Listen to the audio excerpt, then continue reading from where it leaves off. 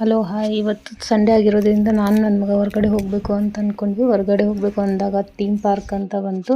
Theme ಪಾರ್ಕಲ್ಲಿ ಏನಿದೆ ಅಂತ ಹೇಳೋದಂದರೆ ಕಲ್ಚರ್ಸ್ ಇದೆ, ಎಲ್ಲ ಕ್ಯಾಸ್ಟಿನ ಕಲ್ಚರ್ಸ್ಗಳು, ಆಮೇಲೆ ಅಲ್ಲಿರುವಂಥ ಗೇಮ್ಸ್ಗಳು ತುಂಬ ಚೆನ್ನಾಗಿತ್ತು. ಇವಾಗಿನ ಕಾಲದಲ್ಲಿ ಮಕ್ಕಳಿಗೆಲ್ಲ ಗೇಮ್ಸು ಅಂತ ಅಂದರೆ ಮೊಬೈಲ್ ಬಿಟ್ಟರೆ ಲ್ಯಾಪ್ಟಾಪು ಈ ಥರದ್ದೇ ಬಿಟ್ಟರೆ ಬೇರೆ ಏನೂ ಗೊತ್ತಿಲ್ಲ.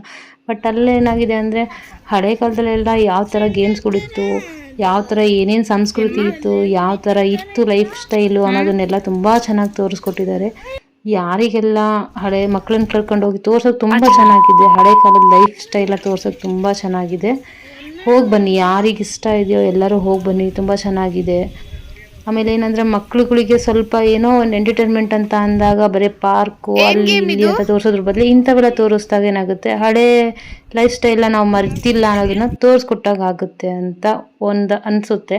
ಬಟ್ ಏನಾಗುತ್ತೆ ಅಂತ ಹೇಳೋದಂದರೆ ಚೆನ್ನಾಗಿತ್ತು, ನನಗನ್ಸಿದ್ರೆ ಚೆನ್ನಾಗಿದೆ. ನೀವು ಎಲ್ಲರೂ ಹೋಗಿ ಬನ್ನಿ.